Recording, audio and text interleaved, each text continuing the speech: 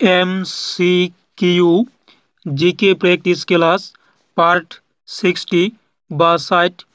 এই ক্লাসে আমরা ইতিহাস থেকে বেশ কিছু গুরুত্বপূর্ণ MCQ প্রশ্নের অ্যান্সার করব ব্যাখ্যা সহ। তো প্রথম প্রশ্ন রয়েছে, বিজয়নগর রাজ্যের রাজধানীর নাম কি ছিল? Answer option C, Hampi. Vijayanagar রাজ্যের রাজধানীর নাম ছিল হাম্পি। বিজয়নগর রাজ্যের রাজধানী ছিল হাম্পি।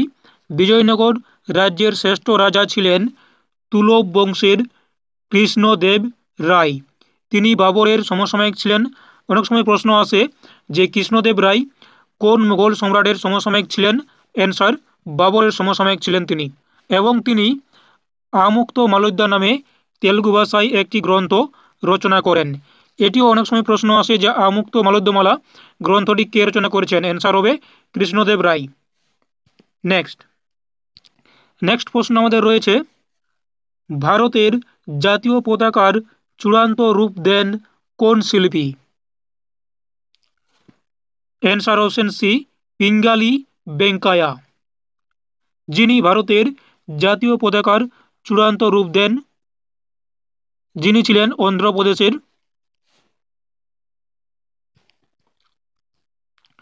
নেক্সট প্রশ্ন রয়েছে, ঋগ্বেদে কোন যুদ্ধের উল্লেখ রয়েছে?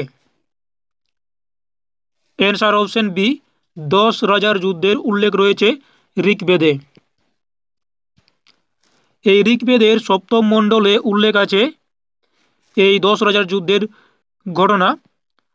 ভরত গোষ্ঠীভুক্ত রাজা সুদাসের সঙ্গে 10 রাজার যুদ্ধ হয় পুরুষানি বা রাভি নদীর তীরে। তাহলে এই 10 রাজার যুদ্ধ এটি কোন নদীর তীরে হয়েছিল? অ্যান্সার হবে রাভি বা পুরুষানি নদীর তীরে। এই যুদ্ধে সুদাস জয়ী হন। সিন্ধু সভ্যতার কোন নগরীতে বৃহত্তম শিলালেখ পাওয়া গেছে? তো বৃহত্তম শিলালেখ পাওয়া গেছে ধোলাভিরাতে। অপশন ডি, ধোলাভিরাতে বৃহত্তম শিলালেখ পাওয়া গেছে সিন্ধু সভ্যতার।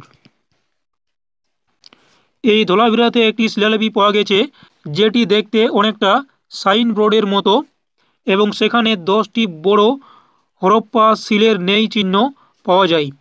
এখানে জল সংরক্ষণের খুব ভালো ব্যবস্থাও ছিল এই ধোলাভিরাতে হরপ্পা সভ্যতায়। নেক্সট প্রশ্ন রয়েছে, কোন মুঘল বাদশার সমাধি আধুনা পাকিস্তানে অবস্থিত? অ্যান্সার জাহাঙ্গীর। জাহাঙ্গীরের সমাধি পাকিস্তানের লাহোরে অবস্থিত। নেক্সট প্রশ্ন, মোল্লা অভ্যস্থান ছিল মূলত একটি সাম্প্রদায়িক আন্দোলন। 1921 সালের মোফলা অভ্যুত্থান ছিল মূলত একটি সাম্প্রদায়িক আন্দোলন। এটি এই প্রথম ভারতের জাতিগত আন্দোলন যেটি মালাবার উপত্যকা অঞ্চলে ঘটেছিল। নেক্সট, ঈশ্বরচন্দ্র বিদ্যাসাগর বেদের কোন অংশ থেকে বিধবা বিবাহ আন্দোলনের সমর্থনে যুক্তি লাভ করেছিলেন? অ্যান্সার অপশন ডি, পরাশর সংহিতা এই অংশ থেকে। এই ঈশ্বরচন্দ্র বিদ্যাসাগরের প্রচেষ্টায় 1856 খ্রিস্টাব্দে বিধবা বিবাহ আইন পাস হয়, যদিও বিধবা বিবাহ বিলটি লর্ড ডালহৌসির আমলে উঠে এবং লর্ড ক্যানিংয়ের স্বাক্ষরের পর তা আইনে পরিণত হয়। নেক্সট, শকুন্তলম কে লিখেছেন? অপশন রয়েছে কৃত্তিবাস, বাল্মীকি, কৌটিল্য, উপরের কোনোটিই নয়। তো এখানে অ্যান্সার হচ্ছে উপরের কোনোটিই নয়। উপরের কোনোটিই নয়, অর্থাৎ উপরের যারা রয়েছে তারা কেউ এই শকুন্তলম যে গ্রন্থ এটি রচনা করেনি। এটা লিখেছেন কে? এটা লিখেছেন কালিদাস। এই কৌটিল্য রচিত গ্রন্থ হচ্ছে অর্থশাস্ত্র, বাল্মীকি রচিত গ্রন্থ হচ্ছে রামায়ণ এবং কৃত্তিবাস ইনি রামায়ণকে বাংলায় অনুবাদ করেন। নেক্সট, কোন তারিখে ভারতীয় মিউজিয়াম প্রতিষ্ঠিত হয়েছিল? অ্যান্সার অপশন সি, 2রা ফেব্রুয়ারি 1814 সালে ভারতীয় মিউজিয়াম প্রতিষ্ঠিত হয়েছিল কলকাতাতে। তাহলে ভারতীয় জাদুঘর কলকাতায় 1814 সালে। নেক্সট, আনন্দমঠ বই এর লেখক একজন বাংলাদেশি, ভারতীয়, পাকিস্তানি, উপরের কোনোটিই নয়। তো আনন্দমঠ বইটির লেখক হচ্ছে একজন ভারতীয়। এটি রচনা করেন বঙ্কিমচন্দ্র চট্টোপাধ্যায়। বঙ্কিমচন্দ্র চট্টোপাধ্যায় আনন্দমঠ উপন্যাসটি লেখেন, যার প্রেক্ষাপট ছিল সন্ন্যাসী ফকির বিদ্রোহ, এবং এই গ্রন্থটিতেই বন্দে মাতরম গানটি রয়েছে। অর্থাৎ এই গ্রন্থটি থেকে বন্দে মাতরম গানটি নেওয়া হয়েছে। নেক্সট, নিম্নলিখিত বইগুলির মধ্যে কোন বইটি মহাত্মা গান্ধী লিখেছেন? Answer option A, conquest of self. Conquest of self এই বইটি মহাত্মা গান্ধী লিখেছেন। এবং এই ক্রেসেন্ট মুন এটি রচনা করেন সালাদিন আহমেদ। এবং ক্রাইম অ্যান্ড পানিশমেন্ট এটি রচনা করেন ফেইডর ডেস্টয়েভস্কি। এবং ডিসেন্ট অফ ম্যান এটি রচনা করেন চার্লস ডারউইন।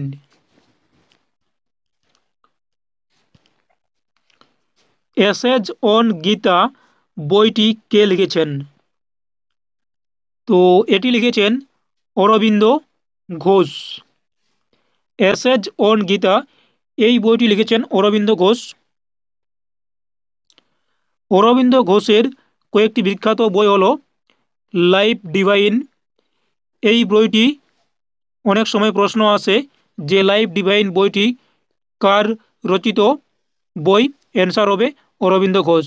এছাড়াও তার রচিত গ্রন্থ হচ্ছে নিউ ল্যাম্পস ফর ওল্ড। এটি new lamps for old. Next, কে ঘোষণা করেন কর অথবা মর? এই উক্তিটি ঘোষণা করেন, আশা করি এর অ্যান্সার সকলে জানো, অ্যান্সার মহাত্মা গান্ধী।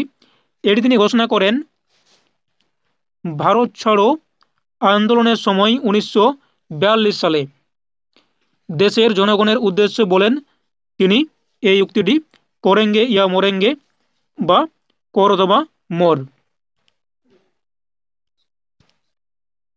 নেক্সট, কোন সালে সুভাষচন্দ্র বসু কংগ্রেসের প্রেসিডেন্ট নির্বাচিত হন?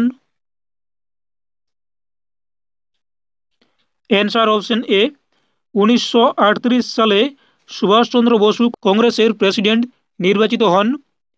হরিপুরা কংগ্রেস অধিবেশনে 1938 সালের হরিপুরা কংগ্রেস অধিবেশনে সুভাষচন্দ্র বসু প্রথমবার সভাপতি নির্বাচিত হন, এবং দ্বিতীয়বার তিনি 1939 সালে ত্রিপুরা কংগ্রেসের অধিবেশনে সুভাষচন্দ্র বসু গান্ধীজির মনোনীত প্রার্থী পট্টবি সীতারামাইকে পরাজিত করে দ্বিতীয়বার জাতীয় কংগ্রেসের সভাপতি নির্বাচিত হন। তাহলে সুভাষচন্দ্র বসু দুবার কংগ্রেসের অধিবেশনে সভাপতি নির্বাচিত হয়েছিলেন। এক হচ্ছে 1938 সালে হরিপুরা কংগ্রেস অধিবেশন, দ্বিতীয় 1939 সালে ত্রিপুরা কংগ্রেস অধিবেশনে। নেক্সট, গ্রেট আলেকজান্ডার এশিয়া বিজয় করে ভারতে প্রবেশ করে কত সালে? অ্যান্সার অপশন বি, 326 থেকে 323 খ্রিস্টপূর্বাব্দ। এই সময়ে তিনি ভারতে প্রবেশ করে এশিয়া বিজয় করে। তিনি ভারতে মোট 19 মাস ছিলেন, এবং তার আক্রমণের সময় মগধের সিংহাসনে ছিলেন নন্দবংশের রাজা ধননন্দ। কে ছিলেন? নন্দবংশের রাজা ধননন্দ, যিনি 326 খ্রিস্টাব্দে ভারতে আসেন। কে? Great Alexander.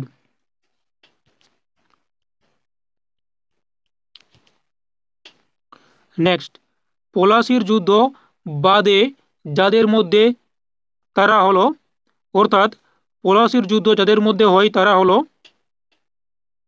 Answer option B, Clive ও সিরাজ। এই যুদ্ধ হয়েছিল 1757 খ্রিস্টাব্দে। ইংরেজ কর্তৃপক্ষ ফরাসিদের চন্দননগর দুর্গ দখল করার পর 23শে জুন 1757 সালে পলাশির যুদ্ধ শুরু হয়। এই যুদ্ধে জয়লাভ করে ক্লাইভ এবং নেক্সট এই যুদ্ধের পর হয় বক্সার যুদ্ধ, যেটি হয়েছিল 1764 সালে, এবং এই যুদ্ধও ক্লাইভ জয়লাভ করে এবং ক্লাইভ বাংলার দেওয়ানি লাভ করেন 1765 খ্রিস্টাব্দে। তাহলে অনেক সময় প্রশ্ন আসে যে ক্লাইভ বাংলার দেওয়ানি কত সালে লাভ করে, অ্যান্সার 1765 সালে, এবং বক্সার যুদ্ধ কত সালে হয় 1764, এবং পলাশির যুদ্ধ হয় 1757 সালে। তো এই ছিল বেশ কিছু গুরুত্বপূর্ণ এমসিকিউ প্রশ্ন উত্তর। যদি এই এমসিকিউ পর্বটি ভালো লাগে তাহলে অবশ্যই একটি লাইক দিও, এবং যদি এই চ্যানেলে নতুন হও তাহলে অবশ্যই চ্যানেলটি সাবস্ক্রাইব করে রাখতে পারো পরবর্তী ক্লাসের জন্য বা ভিডিওর জন্য।